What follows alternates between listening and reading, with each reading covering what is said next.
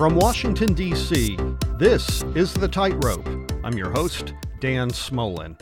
Our mission on this podcast is to help you realize your dreams of doing meaningful work. Here you'll meet and be inspired by amazing people who overcame great odds. You'll discover what sparked them, how they explored work opportunities, the strategies that they employed to ensure career success, and the actions that they boldly took to make it all happen. You'll also meet esteemed and nationally recognized thought leaders who are helping people like you to develop work skill, experience, and leadership and seize opportunity from a changing world so that your beautiful work dreams turn into reality. Together, let's turn work meaningful, for meaningful work is the future of work.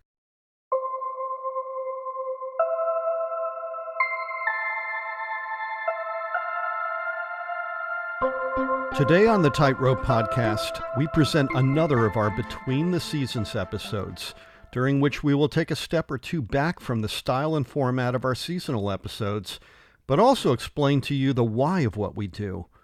We will get current with issues that affect people in the workforce seeking meaningful work, but also to shine a light on the work that we do on the Tightrope podcast to make your journey to meaningful work both rewarding and successful.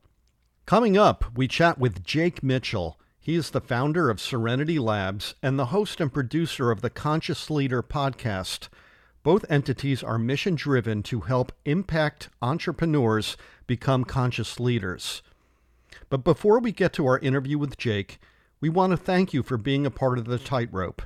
We hope that you like the guests that we have featured and appreciate all the changes that we have made to our format to make your podcast experience a pleasurable yet informative one.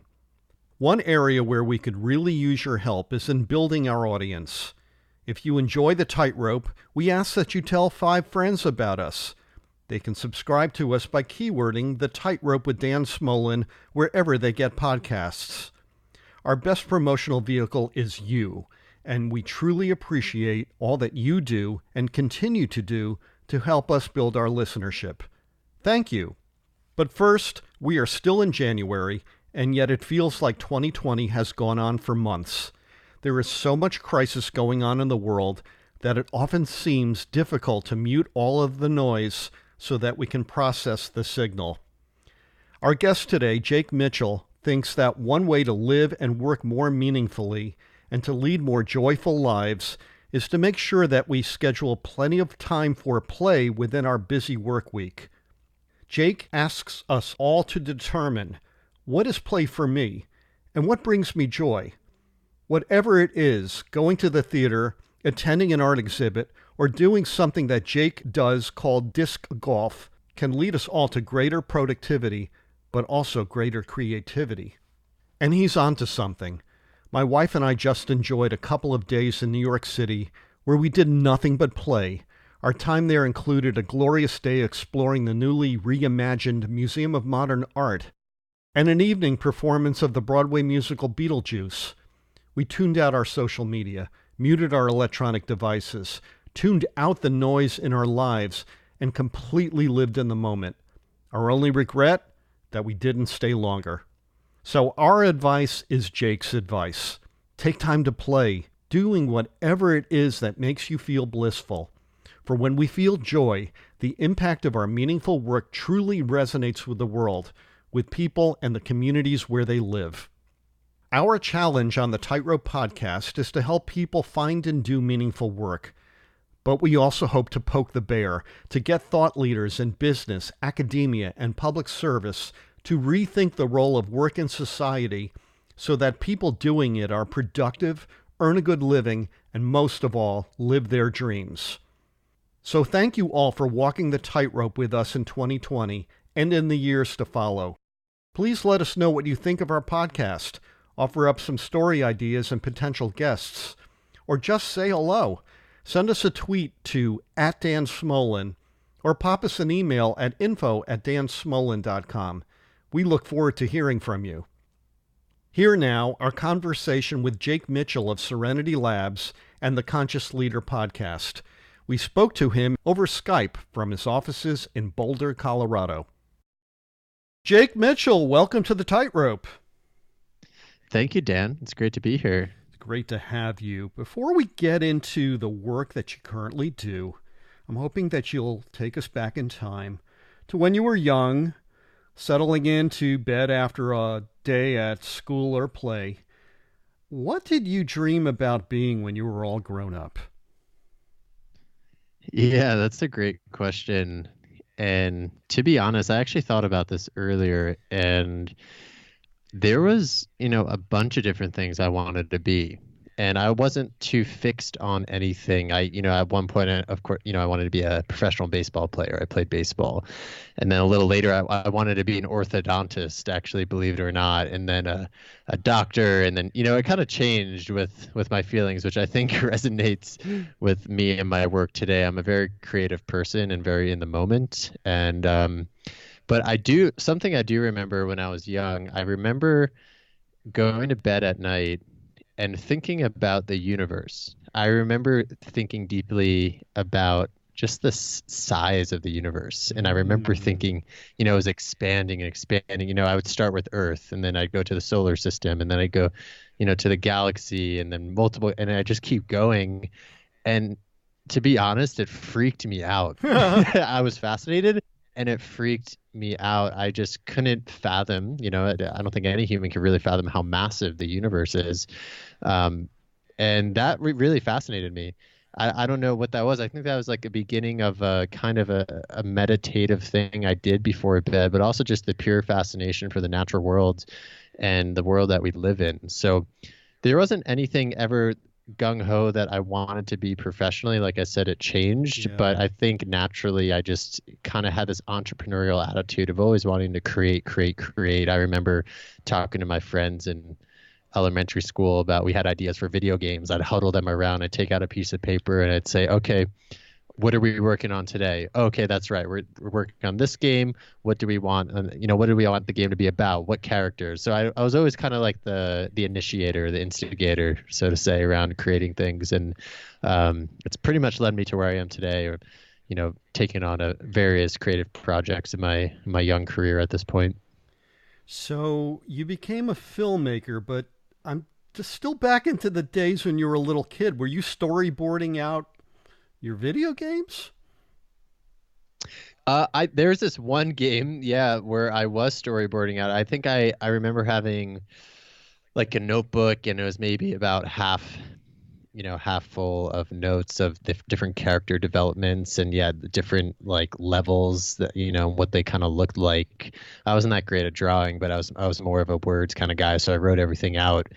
But I wasn't exactly storyboarding it, but I was creating the visuals through words. And I remember like getting together meetings with my friends. I was super serious about it, and a couple of them were serious, and then didn't it kind of fizzled out. But I was the one leading the project. I wanted to reach out to Nintendo for them to pick this up.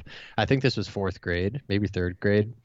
Um, so yeah, not exactly storyboarding, but like really, really kind of being the visionary, if you will, and getting my friends together to make this happen. I really wanted it to happen, but it eventually fizzled out. It was a fun project though. That is fabulous. You know, my daughter is a first year college student, and last year at this time we did the college tour and we went up to Rochester Hmm. Institute of Technology, which has a gaming department, if you would believe it. And I was like, oh my God, these kids are going to be millionaires. That's awesome. Yeah, gaming. I'm actually not a big gamer. I used to play when I was younger, mostly sports games, but gaming is a beautiful art form. The story arcs, the visuals. I mean, it's just such a massive collaborative effort, to actually to finish a video game. It's pretty amazing. So I don't know much about the world, but I'm certainly fascinated by it. Yeah. That is just wonderful. I love your origin story. My wife teaches gifted kids. You could have been in her classroom the way you operated. I think it's Uh, wonderful. I think it's wonderful. So, thanks. as you got older, you attended Skidmore College, which is a wonderful institution in New York State, and then Hmm. you pursued a career in filmmaking. I'm wondering if you could tell us about that career experience. Yeah, absolutely. So, to give you some context, a little background, I actually took some film classes at my high school. It was Ooh. really cool that I guess it was pretty unique, but well, it's kind of funny. I'll make a long story kind of short. I used to take piano lessons, when I was young, like most kids, about 7 years old, and Mm-hmm. or even younger. And I liked piano. And then I eventually moved on to saxophone, and it was the same teacher who taught me piano and saxophone. His name was Stosh, but Mm. he ended up being a music teacher in my town, elementary schools. And then he eventually moved to the high school where he created this. Recording studio class where I took that class. You literally learned how to record music and mix it and create a final track. Really cool. And then he also offered video classes. And so I took a video class. I think my first one was junior year of high school, and fell in love with video. I fell in love with just the creative aspect of it. I loved editing, kind of being in headphones and just lost in the visuals and adding music. So I got a little experience there. In college at Skidmore, actually, they didn't have any film, but I studied business, Mm-hmm. and I kind of knew I wanted to get into producing and film. And one thing led to another. I landed an entry job with this very small film group. It's essentially a startup company. There are about 4 people involved, and their bread and butter, how they made money was really making beautiful high-end videos for real estate companies to help realtors sell their properties.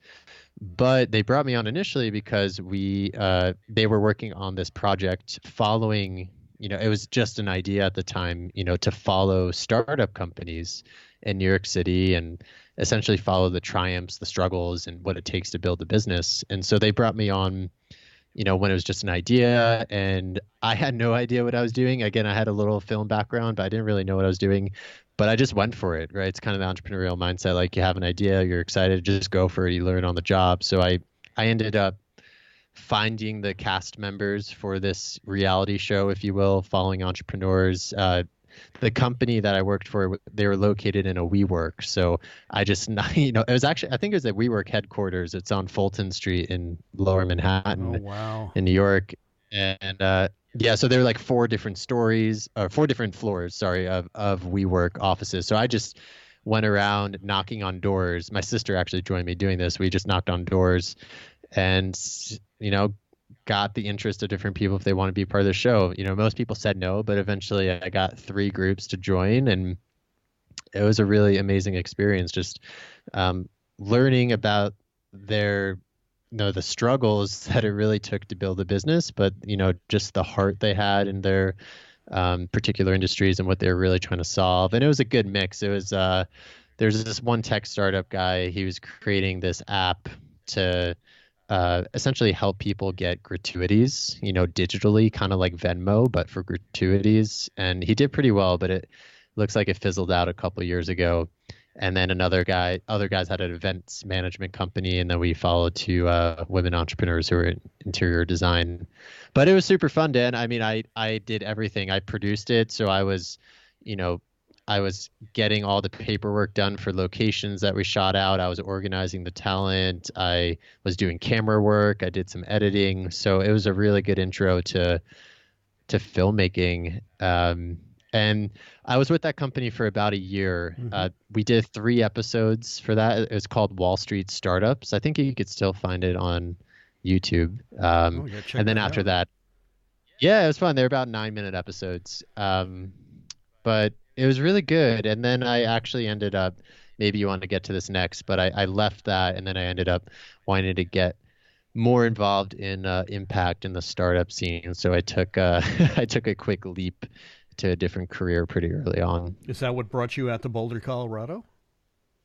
No, I actually came out to Boulder, let's see, about 2 years ago. I actually, the West, I was in New York. The West had been calling my name for a long time, but I actually came out here for my girlfriend. We were doing distance for a Ah, little bit, and she brought me out here. And I never thought I'd end up in Boulder. Not that I was ever opposed to it. I just thought I'd more end up maybe in Seattle or San Francisco. But Boulder has been very wonderful. It's a fantastic place to live. So super grateful to be here. Boulder has a sense of place like no other. Such a great town. hmm Such a Yeah, great town. it's beautiful, clean, very innovative. A lot of impact startup tech here. Just a lot of creatives. Tons of entrepreneurs and uh, pretty wildly talented outdoor athletes, from climbers to, long hikers. I don't even know half of it, to be honest. I just play disc golf, and that's my thing. But So, yeah, so let's dig into your work. Tell us about Serenity Labs and your corporate mission. What are you all about? yeah. Thanks for asking that. So, really, when it comes down to it, Dan, a lot of mission-driven leaders and entrepreneurs, end up sacrificing their health in order to scale their business, right? To scale up. And we're here as a support system to train these entrepreneurs in ways to manage their lifestyle, their mental well-being, implement conscious leadership tools in their organizations and for themselves, so they can really unlock new levels of vitality and well-being while growing their business. So it's really, we kind of act as this support system and teachers, if you will, to help these entrepreneurs prioritize their well-being and their life outside of their mission so that they don't burn out and so they can enjoy life. A lot of entrepreneurs are so caught up in the hustle or so caught up in generating profit and building their teams because they're so passionate about what they do. But sadly, it often leads to burnout, which means, I've talked to many folks who have burned down on their first business, and they were hospitalized. That's how badly they were burnt out. That's how badly they were exhausted. A lot of entrepreneurs work so hard and wake up, and their relationships have crumbled, whether they're romantic or their friendships, or they haven't been showing up for their family. And at Serenity Labs, we don't think that needs to be the case, and it's not good for anyone. It's certainly not good for them, the entrepreneur, and ultimately, it's not good for their business. A lot of research has come out that when people are happy, business leaders, when they're happy, when their life is nourished from a holistic lens, they perform better at work.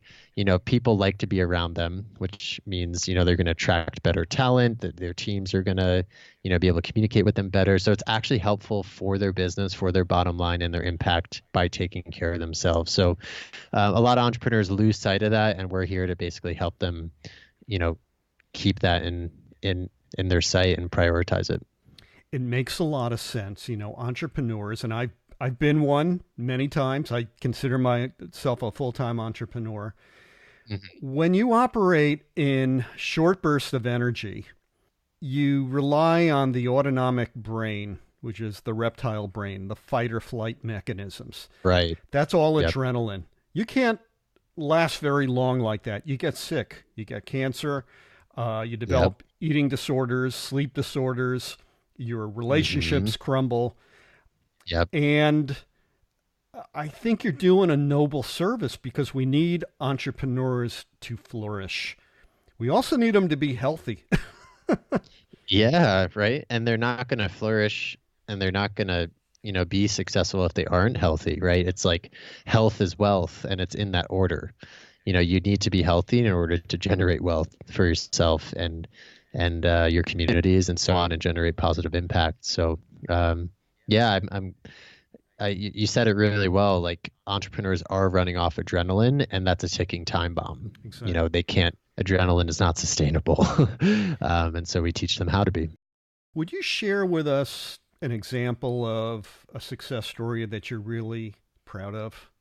If a client of yours comes in and they're at intake, I don't know if you call it intake, but they are frazzled. What are you proud of that you've been able to affect with an example of a CEO or an entrepreneur that you've worked with? And how has their life gotten better? Yeah, I appreciate that. So one story comes to mind. We're working with a couple guys who've run we're building a fund, an impact fund for cancer. So essentially supporting entrepreneurs who are creating solutions for cancer through business. And one of the guys has, before this, he was an engineer. His whole life was work, work, work. And that's kind of the mentality he's brought into building this fund, is work, work, work. And he just confessed to us the other day that, he is unhappy. He's like he loves what he's working on, but outside of it, he doesn't have a life. He doesn't know what to do. He doesn't have a reason to leave the office. And we're proud of him for being vulnerable and brave enough to admit that. And so, this is pretty recent, but we encouraged him to, and I encourage any of your listeners to do the same if they feel similar to this. Is a great antidote to creating a life outside of work is being conscious and journaling on what is play for you. Asking yourself, what is play for me? Like, what brings me joy? Ah, What activities, what things do I like to do that make me, giddy like a child, right? That I get so excited that I think about it all day. And for some people, and that can be very different, right? For some people, it's playing golf. For some people, it's swimming. Some people, it's improv or playing music, whatever it is. But whatever that is for you, you need to prioritize that in your life. You need to schedule it in your calendar like you do a meeting, right? And you stick to it. And the beauty of this is that it actually rests your work brain, right? You turn on a different part of your brain and your work brain's able to rest. And what it does is it actually increases your productivity, increases your mood. It also increases your creativity. Because if you're just thinking about one problem all through the day, you're just grinding it down. You actually need to let your brain rest and let the subconscious, the unconscious mind, if you will, kind of figure it out on its own. And that's what happens when we're in play. That's just one thing that happens. Obviously we're having fun. So, he never really thought about it in that way. He's just kind of putting a lot of pressure on himself to figure it out, to like meet friends. But I was like, hey man, let's take a step back here. Just what is play for you? Let's get clear on that and find groups where you're at. Find some friends who are into what you're into and just do it. And it's pretty recent, but it just kind of was a paradigm shift for him, and he was so energized by it that I think he's living life a little differently now. So it's exciting to see that. It kind of boggles my mind that some leaders don't really think about life outside of work, right? And if they do have life outside of work, many leaders do, like family, they're not very present with them. So that's something we really try to bring into people's consciousness. some of our listeners are familiar with the term conscious capitalism, which is based on success beyond profit to include positive impacts like planet and people. How have your efforts worked out to create and scale conscious entrepreneurship? It's a good question. Well, our Serenity Labs community, we only accept entrepreneurs who are working in a conscious way, who are, their business has innate value in it for the environment or for people. And for instance, we're working with guys who are starting a cancer impact fund, right? So solving solutions for cancer. We have some guys who are in renewable energy. One has his own engineering business, installing solar around the country and even the world, actually. Another guy in the renewable sector who he has created technology that takes energy from waves, essentially tides from the ocean, which is obviously a renewable source. So Indeed. really cool stuff. And obviously, that is impactful in its own mission, right? Just in a renewable sense, like you're making money by creating more renewable energy. Therefore, it's helping the planet. It's also helping people because you're helping the planet. We need our environment to be healthy. So I think our mission, our community really acts as a support network and kind of an impact club, if you will, of people who have impact inherently built into their business model, and they're able to talk about it and relate to one another and up level their own impact. So the conscious business and conscious capitalism movement is picking up a lot of steam. Mm-hmm. I'm not sure if you've ever heard of B Labs or yes. B Lab or B. Of course. Yeah. Okay. Sure. Okay. I figured you have. Yeah. So they're playing an instrumental part in it. There are over 3,000 B Corps across the world right now, which is really incredible. For listeners who aren't aware, B Corps go through this rigorous exam that or certification process that B Lab, the company, has created, and it looks at your business fully holistically from the way from your suppliers and how they're, conscious of the environment and their own people, from your own company culture to pay gaps to your impact on the environment. So it's a real rigorous look, and you have to have a certain score to get certified, meaning you're doing a good job. And they're over 3,000 now, so that's been hugely instrumental. And then another thing that's cool too is that a lot of investors are waking up that really the way to make money, for your dollar to go the long yard, is to have impact attached to it. Have a planet and people bottom line, because that's what consumers want, right? And consumers are waking up, and businesses have to, and investors have to respond to that. So anyway, I went a little off tangent for your question there, but I think our support is helping these leaders have a community to chat about their unique issues as an impact organization, and really get support. So let's talk about your baby, the Conscious Leader podcast. What's that about? Yeah, thanks, Dan. So we, on the Conscious Leader podcast, basically I talk to guests in the impact space, whether they're entrepreneurs, investors, coaches, that can be healers as well, that really have a heartfelt mission of helping the planet and or humanity as a result. So it's really kind of a business show, meets personal development, meets environmentalism, meets social good. And yeah, I mean, that's basically the show. We've had 55 published episodes so far, talking to leaders of all kinds.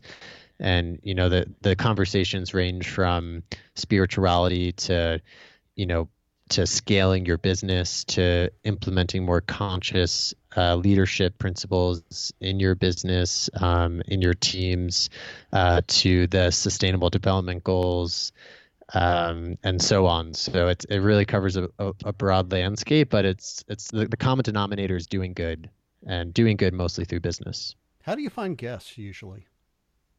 In the beginning, it was just people that me and my business partner Aria knew, and we'd just reach out to them and we'd ask them who they thought were good guests. But I have actually been using LinkedIn to find aligned people.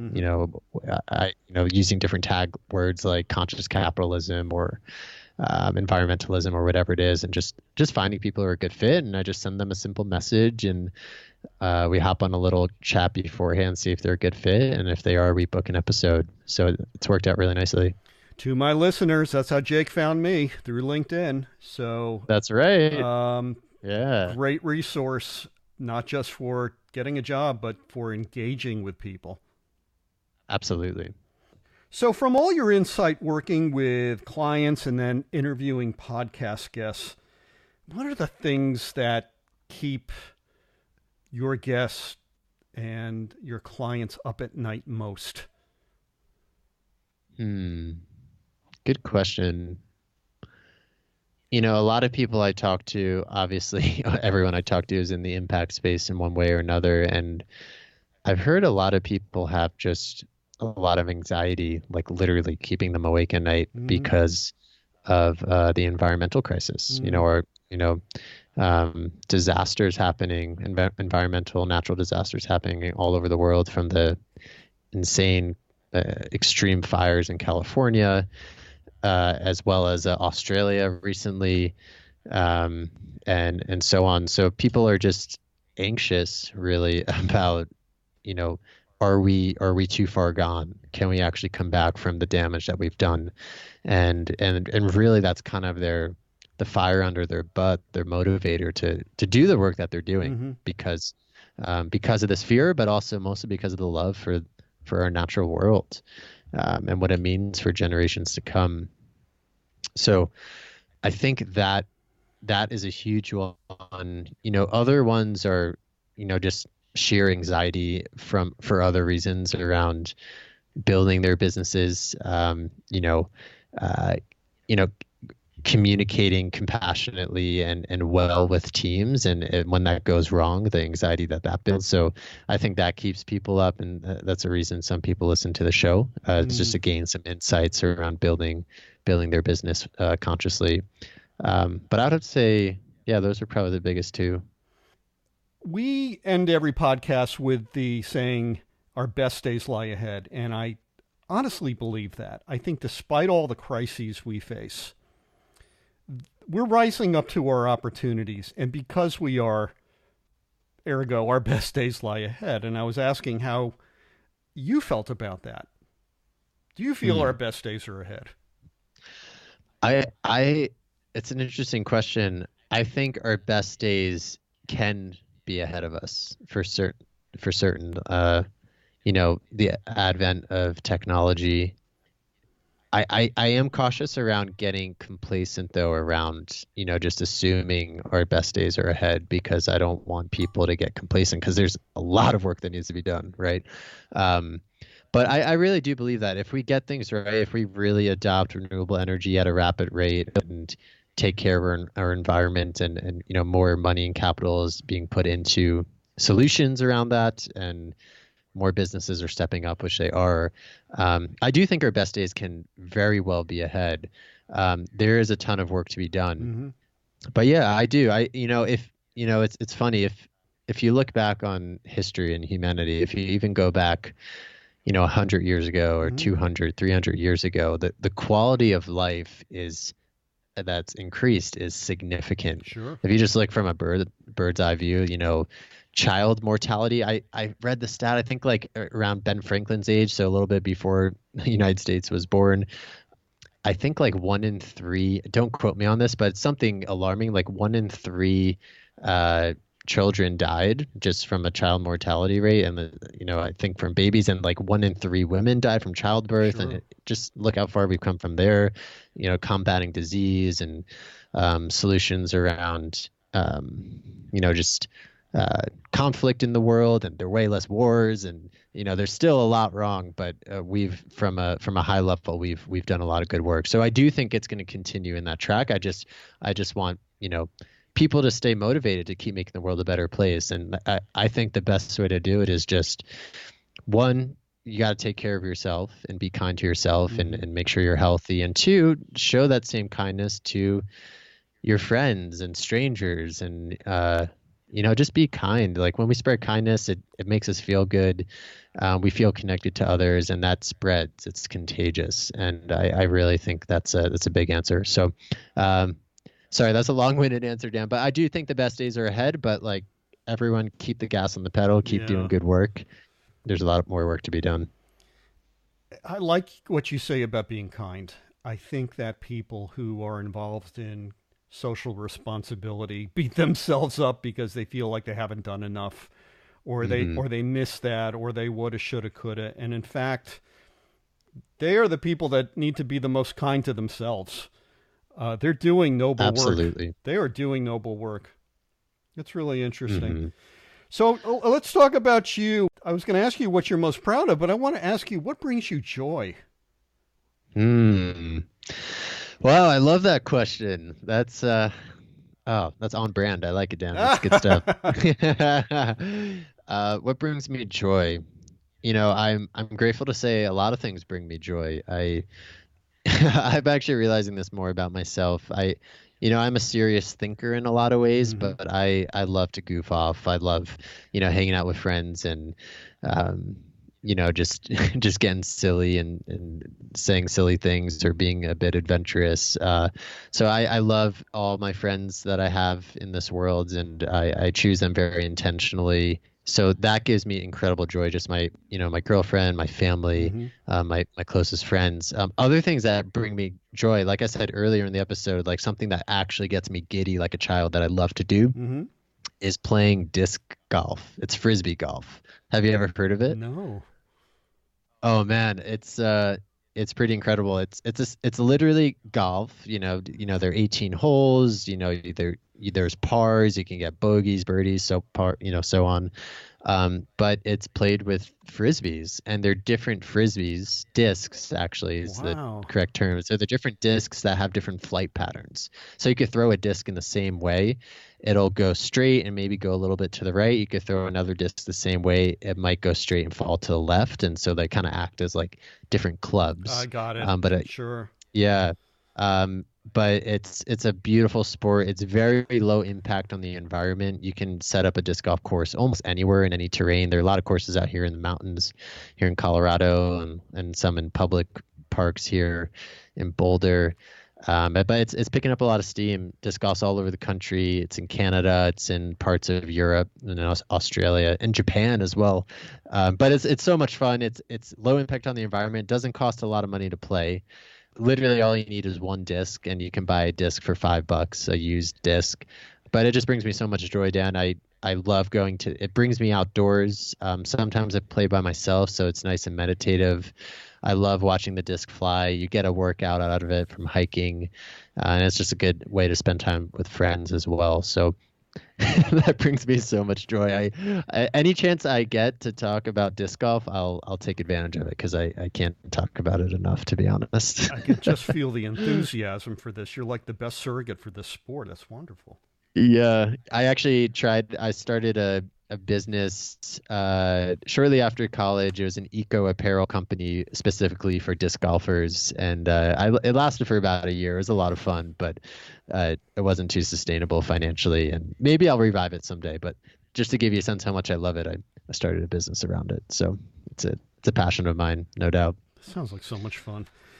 So Yeah. on my podcast, on the Tightrope podcast, we help people find and do meaningful work. And certainly the work that you do, Jake, at Serenity Labs and on the Conscious Leader podcast has certainly had a profound and joyful effect on you. So if somebody were listening to this podcast who is stuck in a work role that has turned sour, perhaps even meaningless, and what I mean by meaningless is maybe the work lacks direction, or it's toxic. Maybe you're working with toxic people. Maybe the mission changes on a daily basis. You got hired for one thing and now you're doing something else, and it's become meaningless because it's not your sweet spot.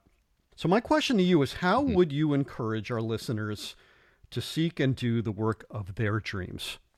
Well, one thing came up, I was thinking, Dan, when you were talking, that if, for those who are listening, if you're not really finding meaning at work, ask yourself, what's going on? Like, where are the gaps? Like, where am I not feeling the meaning? Maybe it's from the company culture, right? Maybe you're not valued as much as an employee, or you want more flexibility, or maybe you just want to be in a completely different industry. Mm-hmm. But see where the gaps are. See what's not, it's what's really not serving you. What's frustrating you. What's bringing out negative emotion in you, and try to pin that and get to the root. On the more positive end, actually, to build off that too, it's just asking, like, the first key, it really is to figure out what you don't want to do, right? And that's usually pretty easy. Like, Right.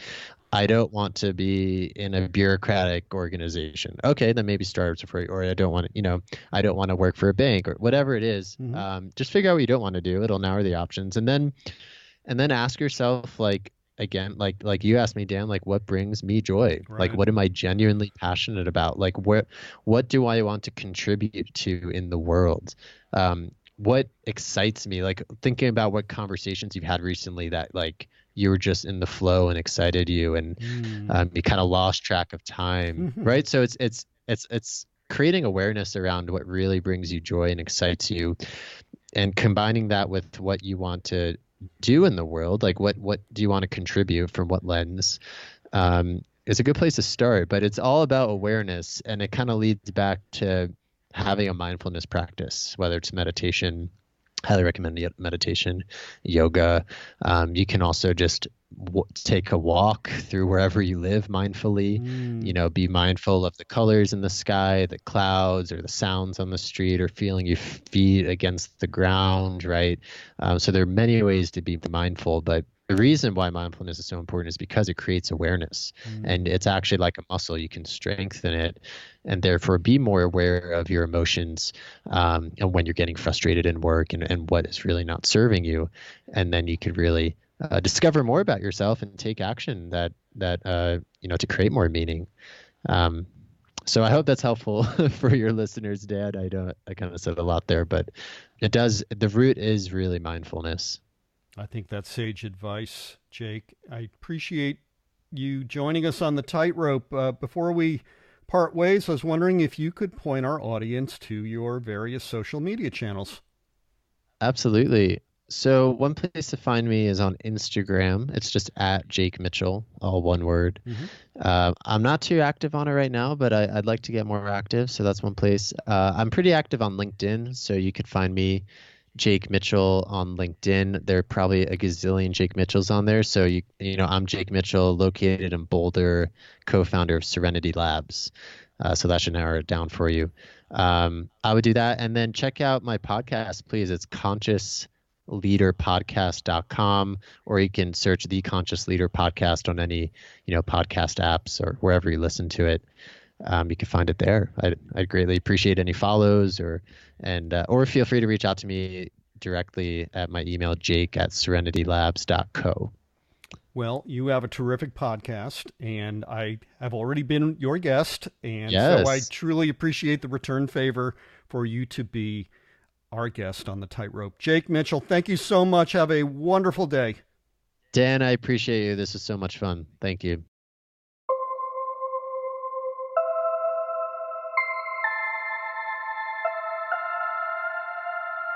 Our thanks go out to Jake Mitchell for walking the tightrope with us. Links to his social media are included in the show notes for this episode. On the Tightrope, our success is your success, but we cannot build our community without your help and support. So if you haven't done so already, please join the Dan Smolen Experience to get our newsletter offering information, tips, and hacks to help you to succeed in doing meaningful work. To sign up, simply click the Subscribe to the Dan Smolen Experience newsletter button on our homepage at dansmolen.com. Fill out the short form, then click the Subscribe button at the bottom of the page, and you'll be on your way.